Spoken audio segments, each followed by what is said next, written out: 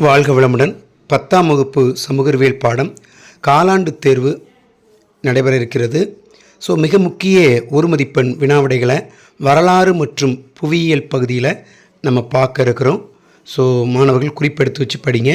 ஒரு மதிப்பெண் வினாக்களில் முழு மதிப்பெண்களையும் நீங்கள் எடுக்கலாம்.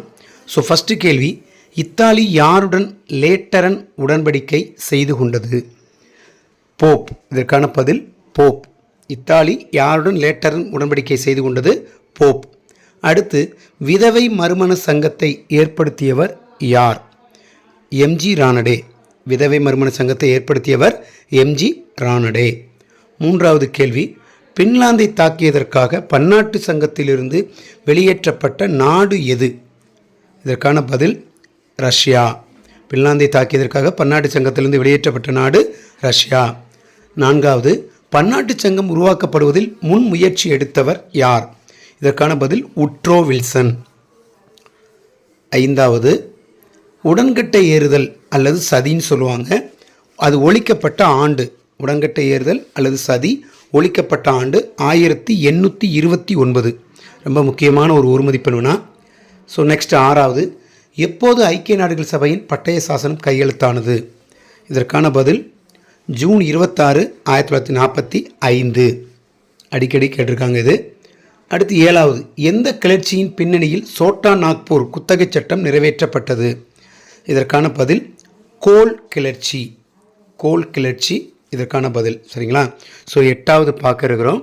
ஏகாதிபத்தியம் முதலாளித்துவத்தின் உச்சக்கட்டம் என கூறியவர் யார்? லெனின். இந்த கேள்வி அடிக்கடி முதல் கேள்வியாக கேட்டிருக்காங்க. சரிங்களா? ரொம்ப முக்கியமான கேள்வி இது. அடுத்து, அமெரிக்கா தனது முதல் அணுகுண்டை எங்கே வீசியது?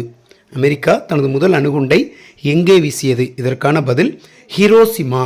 அடிக்கடி வந்த கேள்வி. அரசு தேர்வில் அது மாதிரி கடந்த ஆண்டு காலாண்டு அரேன்லாம் வந்திருக்கு. அடுத்து 10வது, முதல் உலகப் போரின் போது வல்லரசாக எழுச்சி பெற்ற நாடு எது? இதற்கான பதில் ஜப்பான். முதல் உலகப் போரின் போது வல்லரசாக எழுச்சி பெற்ற நாடு ஜப்பான். நெக்ஸ்ட்டு புவியியல் பகுதியில் பார்க்க இருக்கிறோம். டேஸ் மண்ணில் இரும்பு ஆக்சைடு அதிகமாக காணப்படுகிறது? எந்த மண்ணில் இரும்பு ஆக்சைடு அதிகமாக காணப்படுகிறதுனா செம்மண். ரொம்ப முக்கியமான ஒரு ஒன்வேர்டு இது. நெக்ஸ்ட்டு 12, இந்தியாவின் முக்கிய இறக்குமதி பொருள் எது? பெட்ரோலியம். அடிக்கடி கேட்டிருக்காங்க. இந்தியாவின் முக்கிய இறக்குமதி பொருள் பெட்ரோலியம். சரிங்களா? குறிப்பெடுத்து வச்சு படிங்க மாணவர்கள். அடுத்து, தேசிய காற்றாற்றல் நிறுவனம் அமைந்துள்ள இடம் எது? தேசிய காற்றாற்றல் நிறுவனம் அமைந்துள்ள இடம் சென்னை. ரொம்ப ரொம்ப முக்கியமான ஒன்வேர்டு மட்டும்தான் நம்ம பார்த்துக்கிட்டு வரோம் புவியியல் பகுதியில். இது பாக்னீர் சந்தி மற்றும் மன்னார் வளைகுடா டேஸை இந்தியாவிடமிருந்து பிரிக்கிறது? இதற்கான பதில் இலங்கை. சரிங்களா? 15வது ஒன்வேர்டு பார்க்க இருக்கிறோம். தமிழ்நாட்டு மக்களின் 2வது முக்கிய உணவுப் பயிர் எது? சிறுதானியங்கள். தமிழ்நாட்டு மக்களின் 2வது முக்கிய உணவுப் பயிர் சிறுதானியங்கள். சரிங்களா? அடுத்து, இந்தியாவின் உயரமான புவியீர்ப்பு அணை எது? இந்தியாவின் உயரமான புவியீர்ப்பு அணை. இதற்கான பதில் என்ன அப்படின்னா பக்ரானங்கல் அணை. உயரமான புவியீர்ப்பு அணை பக்ரானங்கல் அணை. சரிங்களா? அடுத்து, மிக அதிகமாக கிடைக்கக்கூடிய ஆற்றல் வளம் எது? மிக அதிகமாக கிடைக்கக்கூடிய ஆற்றல் வளம் சூரியன். ரொம்ப ரொம்ப அடிக்கடி முக்கியமானதுன்னு சொல்லலாம். அடிக்கடி கேட்டிருக்காங்க எக்ஸாமில். சரிங்களா? நெக்ஸ்ட்டு, உலகிலேயே மிக நீளமான அணை எது? உயரமான அணை பார்த்தோம். இப்போ உலகிலேயே மிக நீளமான அணை ஹிராகுட் அணை. ஹிராகுட் அணை ரொம்ப முக்கியமான ஒன்வேர்டு இது. அடுத்து 19வது பார்க்கும்.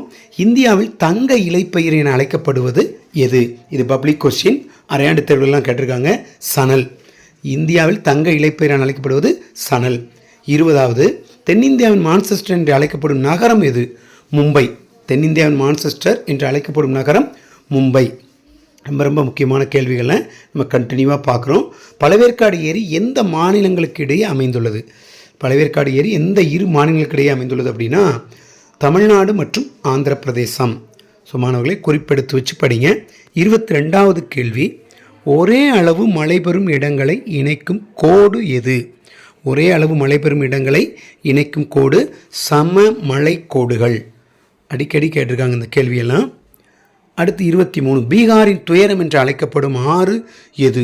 பீகாரின் துயரம் என்று அழைக்கப்படும் ஆறு கோசி ஆறு. சரிங்களா? ரொம்ப முக்கியமான கேள்வி. அடுத்து 24வது பார்க்க இருக்கிறோம்.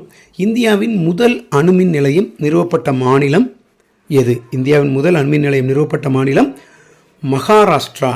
சரிங்களா? ரொம்ப முக்கியமான ஒரு மதிப்பெண் வினா இது. அடுத்து பார்த்தீங்க அப்படின்னா 25, இந்தியாவின் வடக்கு தெற்கு பரவல் எத்தனை கிலோமீட்டர்? இந்தியாவின் வடக்கு தெற்கு பரவல் எத்தனை கிலோமீட்டர்? இதற்கான பதில் 3214 கிலோமீட்டர். மாணவர்களை அடுத்த பதிவில் சந்திப்போம். தேர்வில் வெற்றி பெற வாழ்த்துகிறேன். நன்றி, வணக்கம்.